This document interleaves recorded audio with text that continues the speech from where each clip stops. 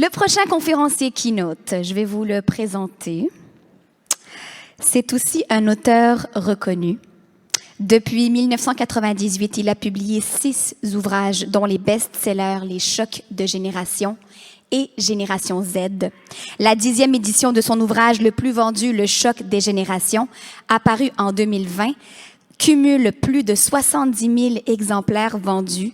Il revient nous visiter depuis sa dernière conférence à Agile Tour en 2018. J'ai le plaisir, de vous présenter notre premier keynote avec sa conférence de l'audace pour innover. Faites un maximum de bruit. De l'audace pour innover, de la matière à la manière. Monsieur Carole Allain.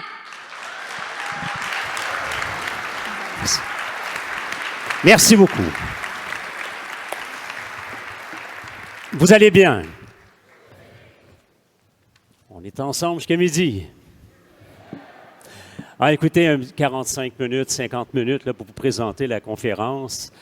J'aurais aimé rester un peu par la suite, mais bon, il faut que je prenne un vol très, très rapidement après pour la région de Rouen. Je vous en parle rapidement. Pourquoi? Parce que, bon, ils ont sensiblement les mêmes préoccupations. Ce n'est pas l'innovation pour eux, c'est l'attractivité d'un autre. Et beaucoup de questionnements sur le recrutement. Alors, évidemment, c'est un peu l'introduction avec vous. Vous comprendrez que depuis la pandémie, les conférences qui ont été faites, moi aussi bien au Québec, là, depuis, en fait, particulièrement cette année, mais ça a démarré aussi l'année dernière, là, on a commencé à se questionner beaucoup sur non seulement la pénurie de main-d'œuvre. Il y a beaucoup de gens qui me posent comme question, il reste combien d'années à ça, la pénurie de main-d'œuvre? Et il y a des gens qui me disaient, est-ce que vous pensez que ça va cesser avec l'arrivée des moins de 12 ans? Seigneur, c'est intéressant comme question. Alors, j'en parlais avec les banques, dans l'industrie des assurances, dans plusieurs types d'industries de services. Puis effectivement, les jeunes de moins de 12 ans qui auront demain 20 ans et 30 ans, donc en 2030 et 2035, est-ce qu'il faut attendre jusque-là pour voir un virage au niveau de la pénurie? Oui, la raison est que l'automatisation, la robotisation, l'intelligence artificielle, on comprendra que ces éléments-là s'activent à tous les jours.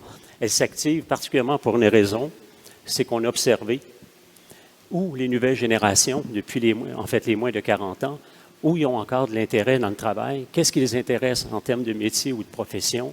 Et on voit qu'il y a beaucoup de professions, ce n'est pas que l'hôtellerie ou la restauration ou le milieu de la santé ou même le milieu de l'éducation, qui semble y avoir moins d'appétit, entre guillemets. Alors, ça fait activer, si on veut, l'automatisation, vous savez, le secteur des technologies, en quelque sorte. Alors, effectivement, les moins de 12 ans, c'est comme si on n'aurait besoin que d'un sur deux. C'est comme si on partageait le travail entre l'automatisation d'un côté et les jeunes qui arriveront dans le travail. Alors, c'est quand même intéressant. Donc, pour les 10 prochaines années encore, il n'y a pas de municipalité, il n'y a pas un milieu de travail qui ne se pose pas comme question. Qu'est-ce qui se passe avec les 16-25 ans, etc. Alors, j'ai voulu introduire la conférence Manière et matière. Manière avec un N, matière avec un T. Il n'y a qu'une lettre qui les sépare.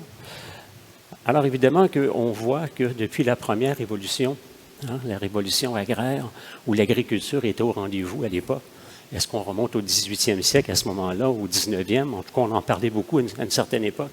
On comprend qu'à cette période-là, les travailleurs manuels étaient très présents, étaient très au rendez-vous. On comprendrait que le corps a servi énormément pendant plus de 200 ans, pour ne pas dire davantage, et que la grande majorité d'entre eux étaient debout à la verticale sur une période qui pouvaient marcher ou se déplacer sur 4, 5, 8, 10 kilomètres tous les jours. Et qu'on voit qu'aujourd'hui, avec l'ère numérique, l'innovation doit vous intéresser d'autant plus, puisqu'il va falloir être assez innovant pour comprendre que le phénomène de l'ère numérique, c'est aussi le facteur de la posture assise, d'un côté, pour ne pas dire aussi allongée, d'une certaine mesure. Et on l'a vu aussi durant la pandémie, les 50 heures, les 70 heures de vos jeunes, de vos enfants. En fait, on a vu les jeunes très, très emballés par cet écran, le portable, etc. Fait que ça a fait interroger beaucoup de monde en se disant, il va falloir innover pour amener ces jeunes-là demain, aussi bien pour les employeurs que toute la société occidentale, comment on va faire pour les garder debout. Donc ça, c'est un des volets qui va être majeur au 21e siècle. qui va être un marqueur important en 2030. 2035, énormément d'entreprises. J'étais en Suisse récemment, j'arrive d'une tournée en France jusqu'en Allemagne, en Afrique, la Tunisie, la Guadeloupe, les Caraïbes. On me posait sensiblement la même question. Et là, on voit que tout le monde s'y intéresse de plus en plus. Il se passe quelque chose d'assez particulier. Donc, chaque révolution amène ses forces. Hein? La révolution agraire a suivi ensuite la révolution industrielle, où l'innovation a été marquante par l'ergonomie du travail. L'ergonomie du travail, il fallait commencer à s'intéresser, à corriger non seulement l'équipement dans lequel on travaillait, la ventilation qui était omniprésente, l'air qu'on respirait, hein? Les lunettes qu'on portait, le costume aussi.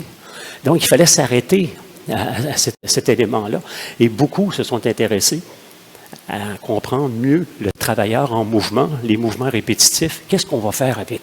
Comment on peut agir pour amener une meilleure des conditions de travail? Par la suite est arrivée l'ère de la révolution des services, au tournant des années 70. Les tours à bureau, la moquette, les néons, la posture, on s'assoit, on vient au travail, 35, 40, 45 heures. Donc, on est parti de 100 heures à une époque. On travaillait près de 100 heures sur la période agraire, 80 heures, 70 heures de travail. Aujourd'hui, on est à 35, 40, 45, puis on se dit, il faudrait peut-être tomber à 28.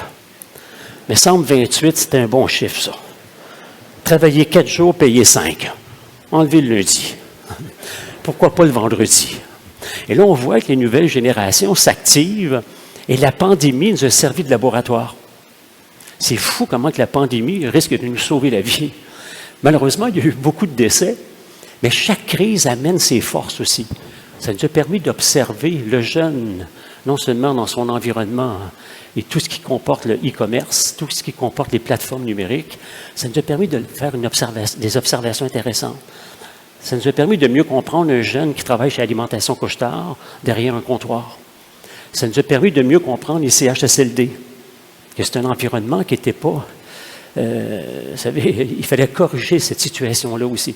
Donc, vous comprendrez que la pandémie amène aussi des volets intéressants d'observation.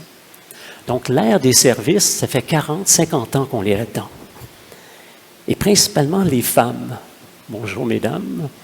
Vous êtes entrées dans le monde du travail à un moment très, très, très particulier dans le déroulement, si on veut, puisqu'on est entré dans l'ère des communications. Et les femmes, en Amérique du Nord, ont 8 000 mots par jour. Il en donne 4 000 au travail, il en reste 4 000 en soirée. Elle rentre à la maison, elle dit à son partenaire, attention, j'arrive d'un congrès, je suis à 6 000 pour ce soir. OK, on fait quoi? Alors, mesdames, chez nous, les hommes nord-américains ont 3 000. Il y en a 3 000 au travail, il en reste peu en soirée. Alors, on réagit, on questionne. Qu'est-ce qui se passe? Communication, service.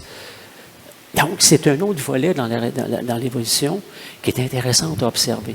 Et on a dû innover aussi à l'intérieur de ce chapeau-là, si on veut, de l'ère des services, qui tourne, mais qui s'automatise en même temps.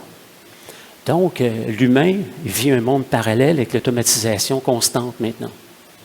Et arrive l'ère numérique, vous et moi, on est dedans. Les nouvelles générations sont très marquantes. Les moins de 40 ans, ils sont bien actifs sur le circuit. Et là, on se dit, où sont les baby boomers? Et on se disait en 95, moi je racontais qu'en 98, à des entreprises, il va falloir peut-être envisager de les garder.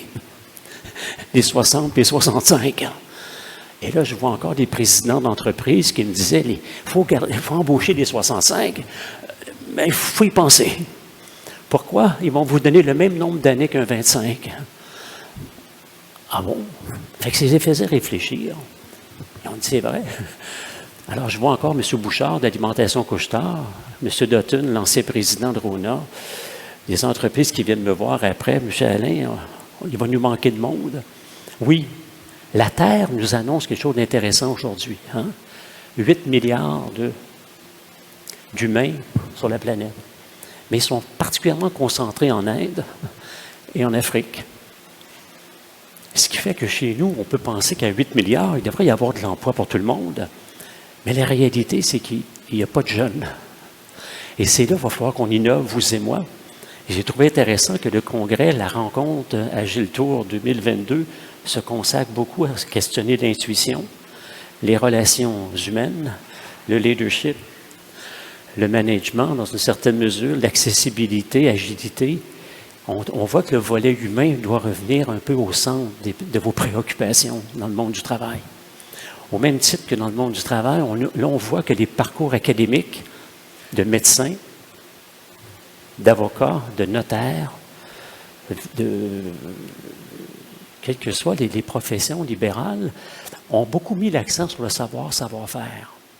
Et j'ai la même réalité quand je suis en Europe. Il y a une négligence du savoir-être.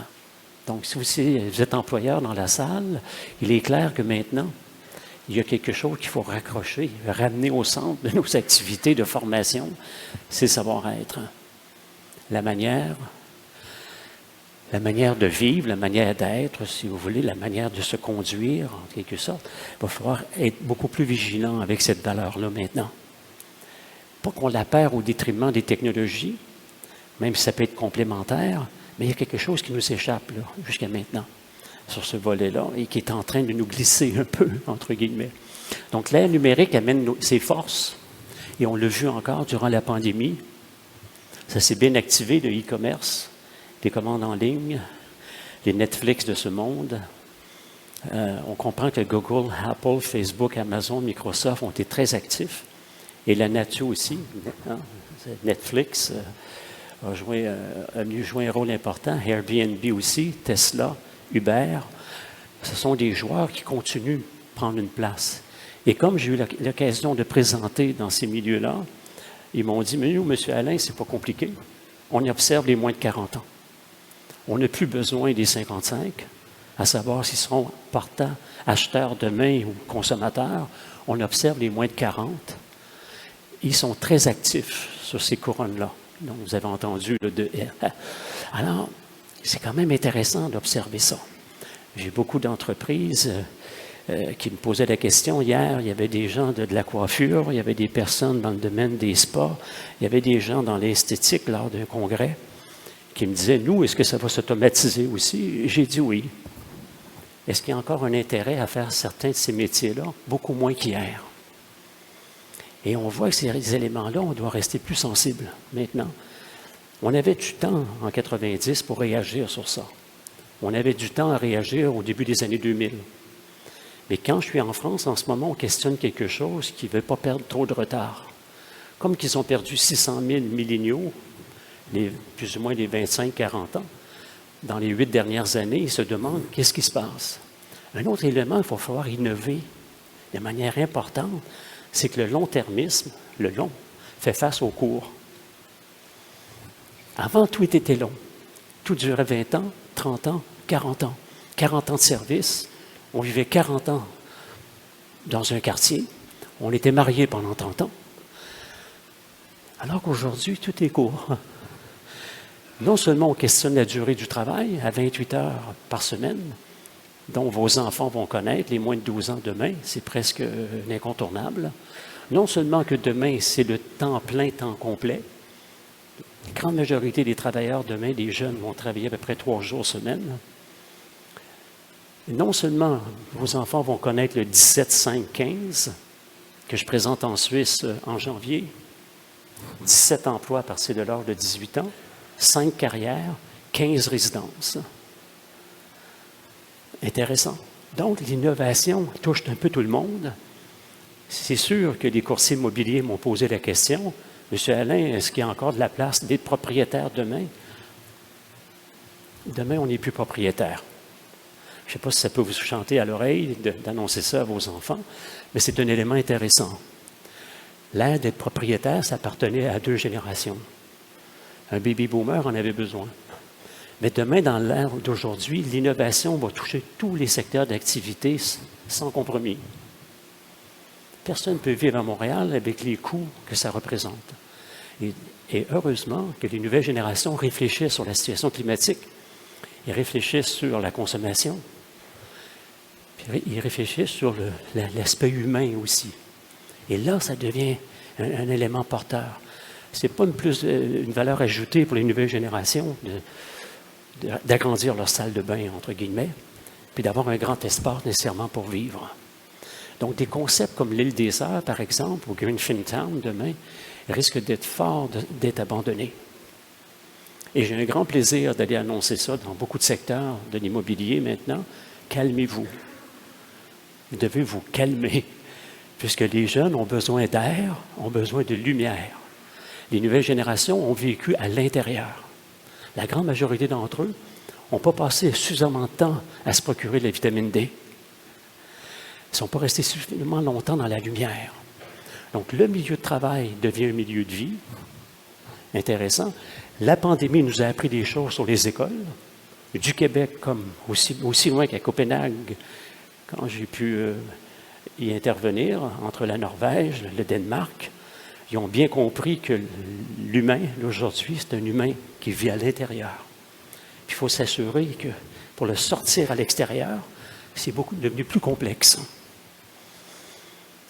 Les écoles ont été inventées sur la révolution industrielle, comme une chaîne de production, assis en rangée, un en arrière de l'autre. C'était évidemment plus facile à suivre, vous allez me dire, mais dans le concept d'aujourd'hui, où tous les jeunes veulent être remarqués, c'est compliqué. Tous les jeunes aujourd'hui, il faut presque les accueillir à la porte. Une enseignante a tout à gagner aujourd'hui de recevoir Alexandra à la porte. Bonjour Alexandra. Oh, qu'on est content de te voir. On t'a manqué, c'est pas possible. T'as manqué pendant 2 semaines. Tu es parti en voyage avec tes parents. Je comprends. Tu vis des émotions, moi aussi. On t'aime. Merci d'être avec nous. Boum. Boum. Boum. Et les enseignants me disent, Monsieur Alain, est-ce que je vais continuer ma carrière? Tu dois continuer parce que toi aussi, tu t'appelles Alexandra aujourd'hui. C'est Alexandra II qui est rentré là. Toi aussi, tu es une jeune génération qui vit. Donc, on voit que maintenant, entre la raison, les structures, les procédures qu'ont connues les premières générations, la verticalité, la structure hiérarchique, un directeur général, un directeur adjoint, des salariés, fait face à l'horizontalité. Et les 20 ans vous font l'entrevue. Arrive dans le travail, je vais tout t'expliquer mes besoins. C'est vrai. Pour commencer, j'arrive de loin, j'arrive à Montréal, je n'ai pas trouvé d'appartement. Ça serait intéressant que vous me donniez un coup de main, parce que moi, je n'y arriverai pas. Et c'est intéressant de voir le pouvoir, qui est une agilité assez extraordinaire, de voir que les jeunes nous lancent dans la manière d'avoir le pouvoir du dire, de dire les choses. L'expression est à son meilleur. Et ça va être une force intéressante à innover dans le monde du travail. Les premières générations vivaient beaucoup dans le silence. Ils s'exprimaient très peu. Ils se servaient soit du syndicat pour intervenir à leur place. Aujourd'hui, les jeunes leur disent, c'est moi le syndicat. Je vais tout t'expliquer mes besoins. En commençant, tu es chanceux de m'avoir. Alors, suis bien, je vais tout t'expliquer comment ça va se dérouler. Et j'exagère à peine. J'ai des entreprises qui me disent, Monsieur Alain, il faut innover au point d'avoir des appartements de proximité? J'ai dit oui, juste à côté de votre local. Pourquoi? Pour embaucher, pour recruter, pour créer, pour attirer, puis retenir. En France, j'ai assisté sur un thème assez extraordinaire pour les municipalités françaises du Nord, de la Normandie, sur l'attractivité. Un mot qu'on parle beaucoup depuis les 2 dernières années. Il faut que ça soit attractif. Alors, eux me demandent, Monsieur Alain, y a-t-il une ville en France, à votre avis, qui est attractive puis qui répond à l'ensemble des générations? La ville de Nice. Il y a de l'activité à 23 heures le soir, puis il y en a à 6 heures le matin. Il y en a pour tout le monde. Donc, voyez-vous, cet enjeu-là est intéressant, qui se déplace maintenant pour chacun d'entre nous. Fait que quand vous vous levez aujourd'hui, on se dit, bon, qu'est-ce que je dois protéger? Votre humeur. Faites sourire vos dents. Faites sécher vos dents en public. Tout le temps. Même quand vous voyez quelqu'un, prenez pas de chance. Attendez qu'il soit parti loin, loin, loin, puis on recommence. Le prochain, il s'en vient. C'est fou. J'ai appris quelque chose d'assez intéressant.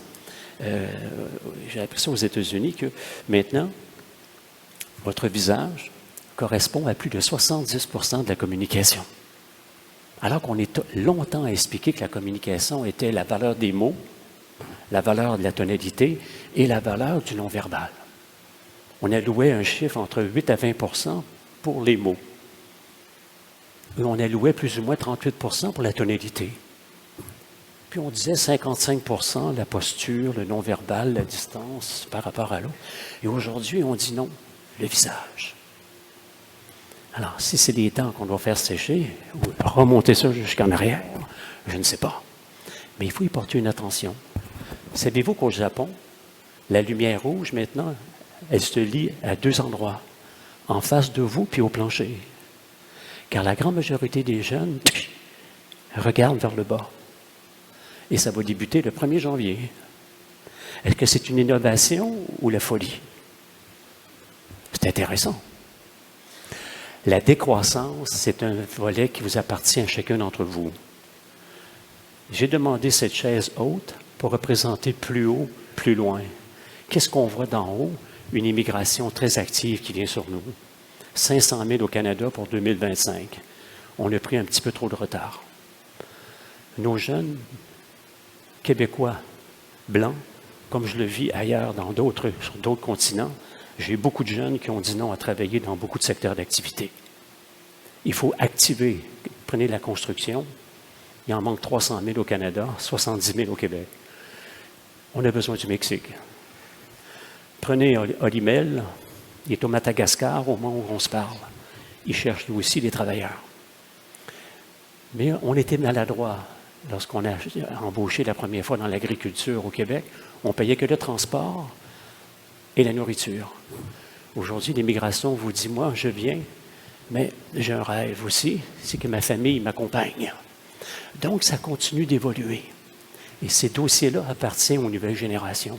Tous ceux qui m'écoutent ici, qui ont moins de 40 ans, qui ont 35 ans, qui ont 28 ans, c'est votre mandat.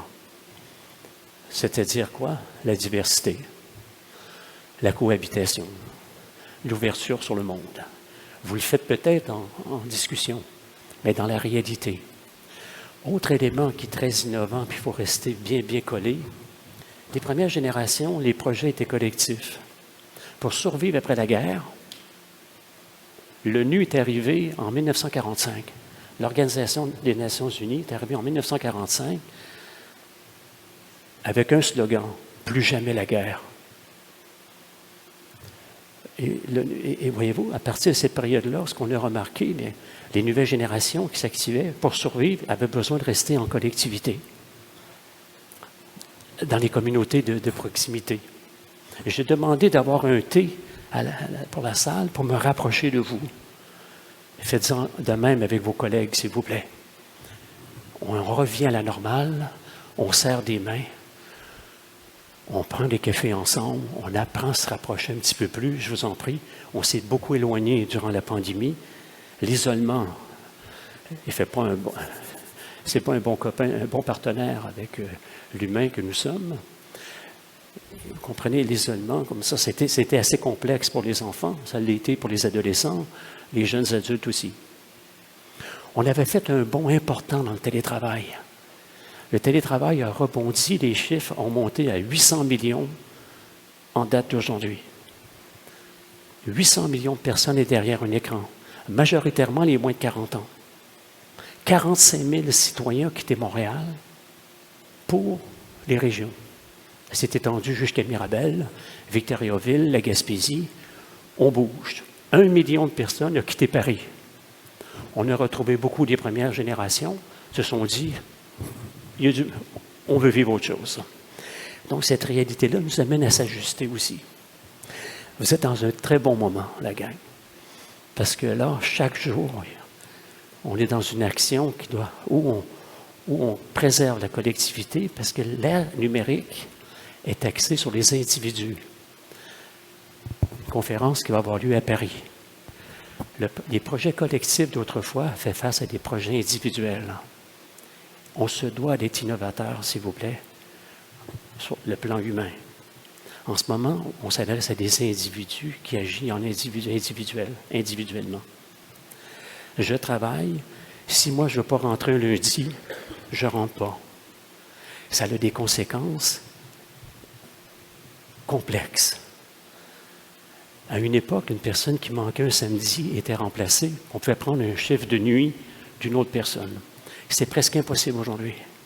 On cherche des innovations à tous les niveaux pour savoir comment on peut demander à une jeune femme, un jeune homme de 35 ans de travailler le soir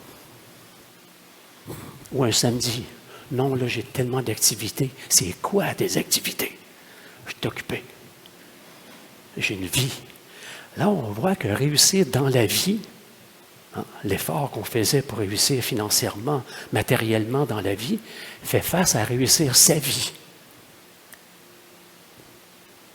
C'est communément la société des loisirs là, qui s'active là, autour de nous. Là. Donc, c'est intéressant qu'on soit sensible à ça. Le projet individuel, on essaye des trucs avec le team building, on n'a pas tout le monde. Ce matin, il manquait 250 professeurs à Montréal. Primaire, secondaire, ensemble. 250, c'était tous les jours. Et moi, je demande à une jeune femme de 32 ans, pourquoi tu t'absentes du travail? Qu'est-ce qui fait que tu ne rentres pas? Ah, il y a ma fille qui a mal au ventre, elle a des problèmes avec le brocoli. J'ai compris. On n'a jamais vu ça. Ça n'a jamais existé à une époque. Je comprends que 100 heures, c'était beaucoup. Mais aujourd'hui, on est à 35. Si on pousse ici encore, nous allons encore plus automatiser. Vous savez-vous que le premier métier demain, la première profession demain, c'est l'enseignement en ligne. Et je l'annonce partout. Ça fait frémir le monde de l'éducation, ça fait frémir le monde de la réseau de la santé. C'est un des secteurs qui va reprendre sa place. Il l'a pris durant la pandémie, mais vous n'avez rien vu. Là, il va prendre une place considérable. Ce n'est pas que la télémédecine, c'est à plusieurs niveaux que l'enseignement en ligne, dont vos enfants de moins de 12 ans vont connaître essentiellement l'enseignement en ligne. Autant qu'on peut penser que ça aura des répercussions sur le plan social, il y aura des acteurs, il y aura vous avec vos innovations qui vont amener des ajustements à cette réalité. Autre élément qui se passe dans l'innovation qui est intéressant pour vous, et je trouve ça intéressant que l'agilité, car les synonymes d'agilité veulent dire souplesse, légèreté, flexibilité et mobilité. Ces 4 éléments-là de l'agilité veut dire transversalité, veut dire horizontalité. Donc, beaucoup de succès à agilité en ce moment, le management agile, on en parle. Donc, on voit l'autre élément qui se produit, c'est que les valeurs verticales font face aux valeurs horizontales. C'est pour ça que le management en ce moment est compliqué. On est habitués, nous, Carole, de manager des procédures, des résultats, des structures. Là, aujourd'hui, il faut faire plus de rencontres informelles. Allez, mon Alex, viens au 5 à 7. On va se rencontrer. On met de la musique, on prend un repas ensemble. Ça va bien se passer. On va rendre ça musical. Tu as le choix de t'allonger sur une chaise, rester debout. On va tout te mettre en place. Et dis-nous ce qui ne va pas. On va voir ce qu'on peut faire ensemble. C'est formidable quand même. Donc, on voit que l'horizontalité qui prend place, qui est régie par la mobilité, la flexibilité, l'ambiance. Aujourd'hui, ce n'est plus la rémunération qui est devenue un facteur contraignant dans le travail. C'est l'ambiance du travail. Je vais avoir du fun ici, moi. Moi, ça me prend un gestionnaire qui est cool. Avec qui, là, j'arrive en retard, puis il me fait un beau sourire en rentrant. Il comprend ce que je viens de vivre, moi, depuis 2 jours, là. Il est arrivé un incident assez incroyable récemment à Desjardins, à Lévis, au centre des commandeurs, au siège social. Il y a un jeune de 27 ans, c'est son jour 1. Il arrive, il voit que le premier stationnement à la porte, qui est marqué pour le président, est libre. Il était convaincu que c'était pour lui. Il dit, moi, c'est mon jour 1, alors ils ont prévu ça pour moi. C'est clair. Alors, il a stationné. Il y a 2000 voitures, beaucoup de voitures sur le stationnement. Il dit non, eux, c'est des anciens, puis moi, je suis le nouveau. Alors, il est rentré à la réception, et la dame lui dit, tu ne devrais peut-être pas stationner là. Oui, c'est pour moi, je le sens. Si vous voulez qu'il vienne me rencontrer, je suis au 5e.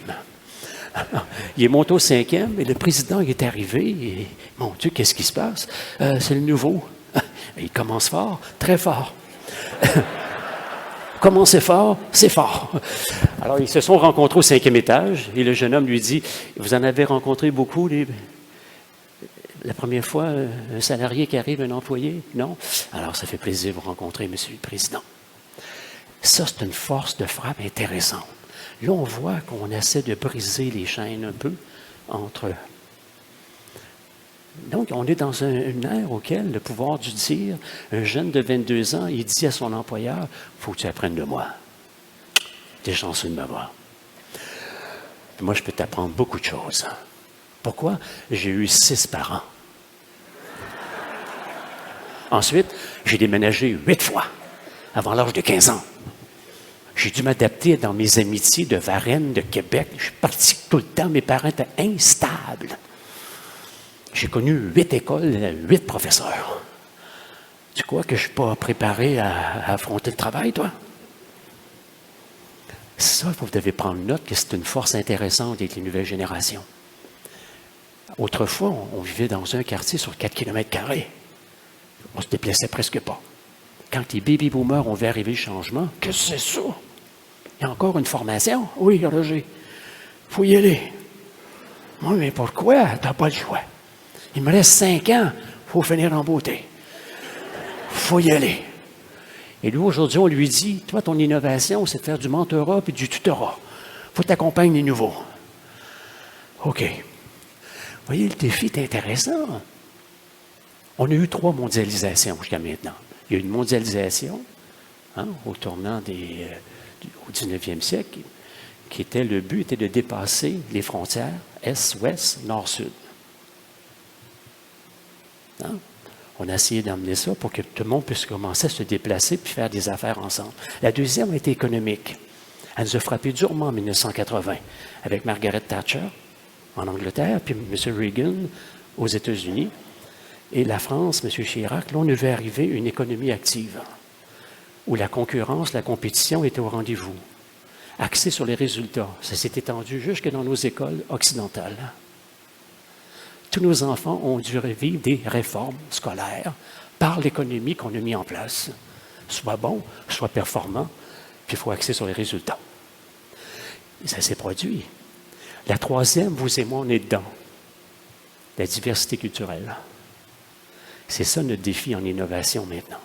C'est d'accueillir l'Afrique dans le monde du travail, c'est d'accueillir Haïti, c'est d'accueillir le Portugal, le Liban.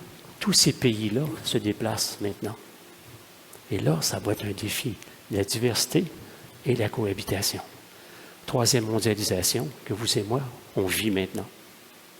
Pour faire face à la standardisation économique dans laquelle on est. Donc là, ça devient quand même très intéressant dans la dynamique. Oui, la formation va continuer. Il faut innover là-dedans. J'ai un jeune qui est arrivé un jour, il dit à son employeur, il dit, moi, je veux bien travailler pour vous, mais je suis passionné. Il dit quoi? J'ai des passions. Ah, mais félicitations. Tu veux qu'on fasse quoi? Il faudrait vous accompagner là-dedans. C'est quoi? Je suis un entrepreneur. Un entrepreneur? Formidable. J'ai commencé, j'avais un rêve à l'âge de 8 ans. Ça s'est étiré à 12 ans, je l'ai replacé à 14 ans. Mais là, aujourd'hui, êtes-vous partant d'accompagner dans mon rêve? Rappelez-vous que l'entrepreneuriat, c'est ce qui est en train de se produire avec l'arrivée des jeunes. Ils disent à leur employeur, je suis prêt à vous donner 7 ans, si vous êtes bon. Puis 2 ans, si ça ne va pas. Ensuite, je me retire. Mais à une condition. Je vais entreprendre quelque chose. Là, on voit arriver le monde parallèle dans le monde du travail. Ça va être le plus gros facteur d'innovation dans tout l'Occident. Qui se vit, j'ai une dame qui m'a écrit hier de la France, elle veut que je parle avec son fils de 13 ans. J'en ai un autre qui a 20 ans, un jeune Français, qui a quitté l'enseignement. Il est convaincu que lui, il est prêt. Je veux développer un concept. Ça devient un élément marqueur maintenant. Fait qu'un employeur, il doit faire non seulement bien ouvrir ses œillets puis comprendre cette situation-là. Google l'avait compris à une époque, mais il s'en est servi pour eux. Il allouait une demi-journée par semaine à la créativité, à l'innovation. Il demandait à tous ses employés salariés composés de milléniaux à l'époque, les 25, 26, 40, 42 ans, il leur demandait, si vous avez un projet qui pourrait être bon pour nous, mettez-vous ensemble, puis travaillez là, je vous alloue une demi-journée par semaine. Allez-y. Si on a des idées, on verra comment on pourra partager les retours pour ça, en bénéfice. Parfait. Aujourd'hui, un jeune vous dit non, moi, mon rêve n'a rien à voir avec l'entreprise. Est-ce que vous êtes partant aussi? Pierre Pomerleau, dans la construction, il a su que pour garder ses employés, il a dû monter en mode très élevé en innovation. Non seulement son siège social, mais il a compris la différence entre la société de l'oreille et la société de l'œil. Vous êtes ici. Autrefois, la dominance en communication était d'écouter. Assis, on écoute. Aujourd'hui, la dominance, c'est le beau. Le jugement d'utilité hier, un enfant est né pour être utile, à rester debout sur ses jambes et de travailler tôt dans sa vie. On nous disait même d'abandonner l'école assez tôt à une époque. Travail. On a besoin de ça. On en avait 5, on en avait 8, on en avait 14 enfants. Aujourd'hui, le jugement est beau. Jugement de beauté. Une ville doit être belle. Un bureau doit être beau. Il doit non seulement respirer, mais ses infrastructures doivent être réaménagées ou aménagées en fonction du mieux-être. On a mis en place, avec l'arrivée de la génération X, le Feng Shui. Ils se sont lancés là-dedans. Bon, faut-tu que je dorme à l'est ou à l'ouest, là? On va suivre un cours pour ça. Le Pilates, on a vendu des vélos stationnaires durant la pandémie. Tout le monde s'est dit, il faut s'y mettre. On bouge. Aujourd'hui, les employeurs, on croyait qu'avec un gym installé dans une entreprise, on va arriver. Ça n'a pas été suffisant. On va leur proposer des coachs. On va trouver des 15% seulement, ça atteint comme population, ça. On n'a pas réussi suffisamment. Oui? Aujourd'hui, les jeunes vous lancent le même défi. Et Pierre Pomerleau s'est dit, si je mets un salon de technologues qui s'amusent à faire des technologies à l'heure du midi, à jouer entre eux, est-ce que ça répond à un besoin, un pourcentage? Si je mets 2 cafétérias, une végane, où on prend de la soupe et des légumes, et l'autre où ils vont pouvoir prendre un petit peu plus de substance, puis bon, est-ce que ça répond à un besoin? Un pourcentage, oui. Et là, il commence. S'il y a un problème de transport pour se rendre chez nous, rue Saint-Jacques à Montréal, en passant, il est dans 3 rues d'ici, le siège social de M. Pomerleau, est-ce que je garde mon monde? Encore un bon pourcentage aussi. Vous voyez? Si je mets des appartements de proximité, Carole, est-ce que je peux embaucher Varennes et l'Outaouais pour travailler à Montréal? Oui. Au Québec, on n'est pas bon avec les personnes âgées. On l'a vu durant la pandémie, on est pourri. Il vaut mieux vieillir en Suisse puis en Allemagne. On va le corriger, je l'espère, pour que les baby boomers de 65 ans puissent un jour se retrouver dans un milieu de vie. Travailler cette composante-là en innovation aussi. Pourquoi on rentre dans l'ère du laboratoire du développement de soi maintenant? Il faut s'occuper d'un employé, d'un salarié dans la globalité. Lui vous arrive, vous dit, bon, ben là, moi, il est arrivé le phénomène de la conciliation vie personnelle, professionnelle qui nous a frappé en plein fouet. Boum! Depuis la pandémie, on en parle partout. J'ai des employeurs qui me disent, c'est quoi ça? Qu'est-ce qu'ils veulent concilier? Ils veulent concilier le 168 heures. Il y a 168 heures dans une semaine. 24, on multiplie par 7.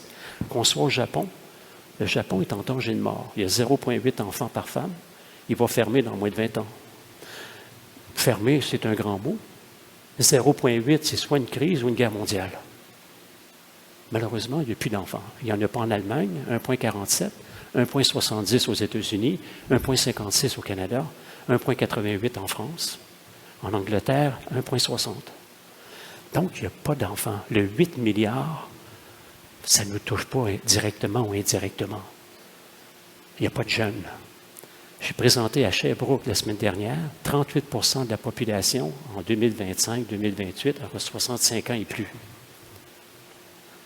Il me dit, M. Alain, et les moins de 18 ans, ils en ont moins de 7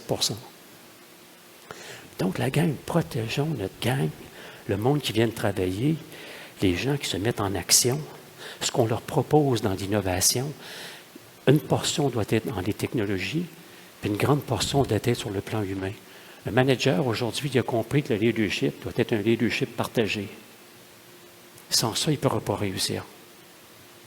Plus qu'une seule personne parle, les décisions doivent être influencées autant par les nouvelles, les jeunes aussi qui arrivent. Vous voyez, c'est intéressant, là. On n'est plus dans un leadership directif, on veut aussi un leadership partagé. Donc, les variantes se déplacent d'un monde à l'autre. C'est comme si dans la chaise, on monte en haut, puis on se dit, si je monte, je vois loin, je vois le monde arriver. On voit plein de choses, hein? Plus haut, plus loin.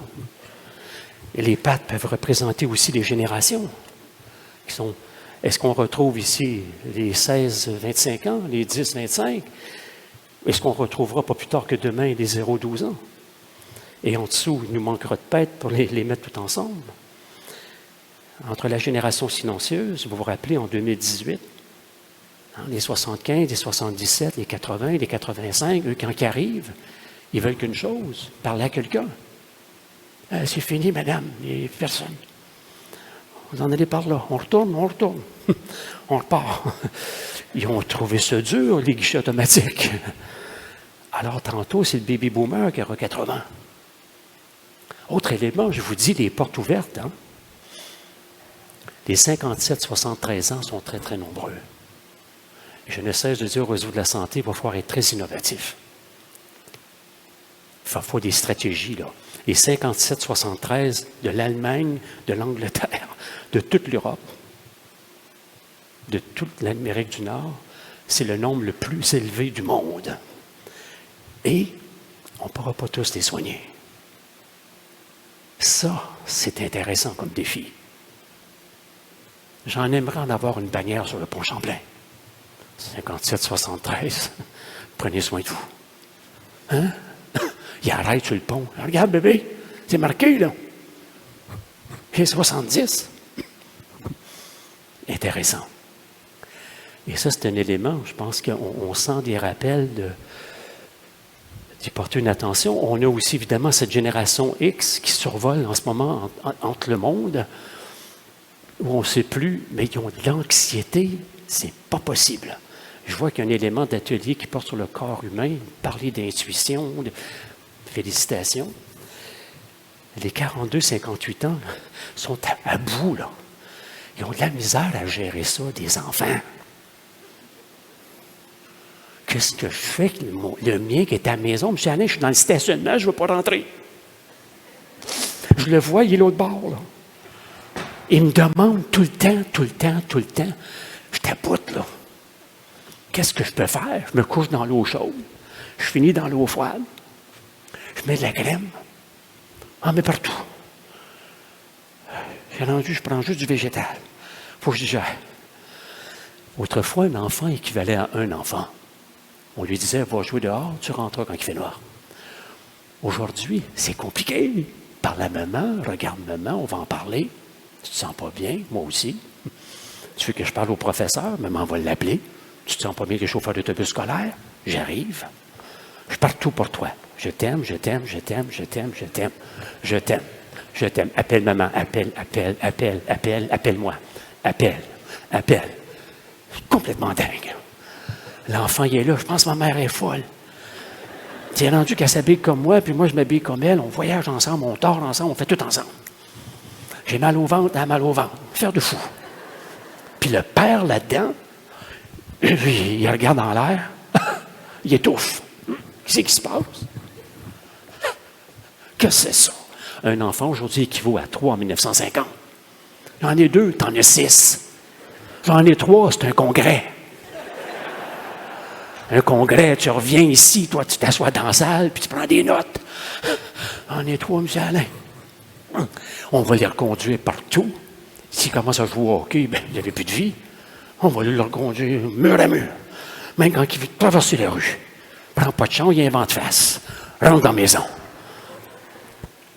Prends le vélo. Non, il n'y a pas de frein. À l'époque, on aurait dit, prends-le. Tu vas apprendre. Mets ton talon, tu vois, ça va arrêter. Aujourd'hui, non, on prend pas de vélo, maman va te reconduire.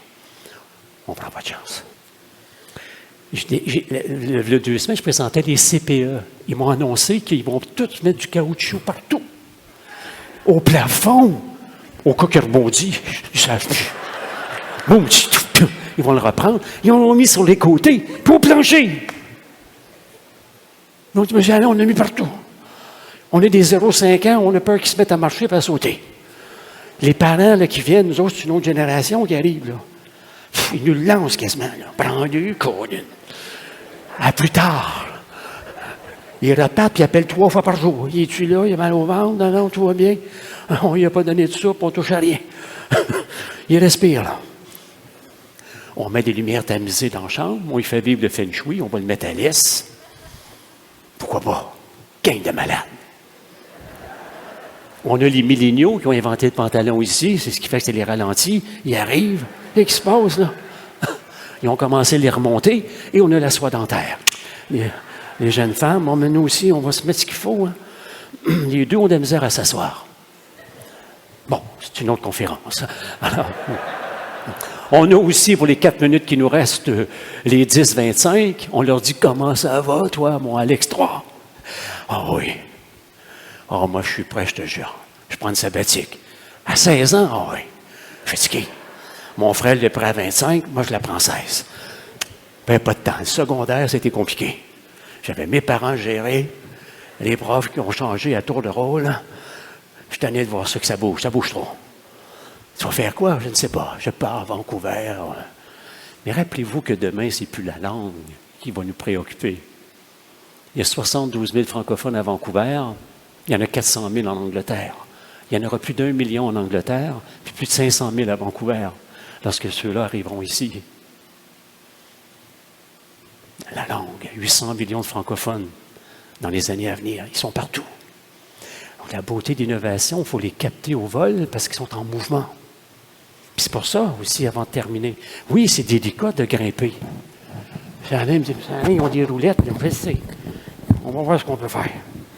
Alors, si vous montez, puis vous allez jusqu'en haut, ayez-en une dans le sous-sol, vous mettez-la dans la cour chez vous. Vous savez, vous les gardez, les enfants en bas, là. Reste là, toi. Amuse-toi aussi loin qu'à un moment te voit. Va par là, puis tourne à gauche.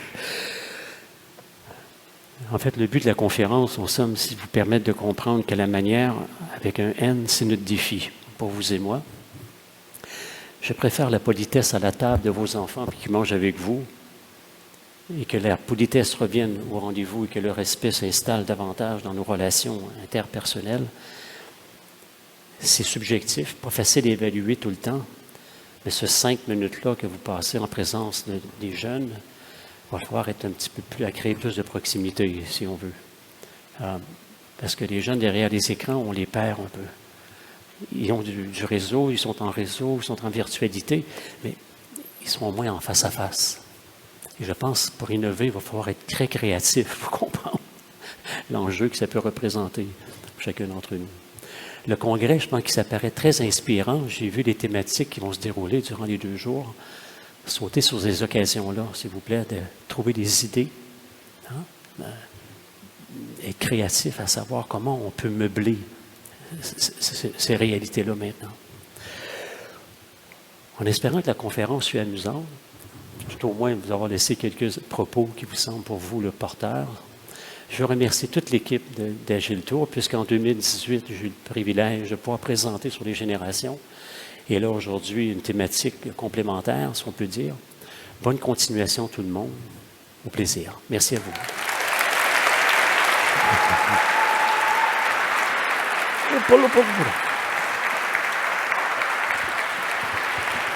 Merci beaucoup.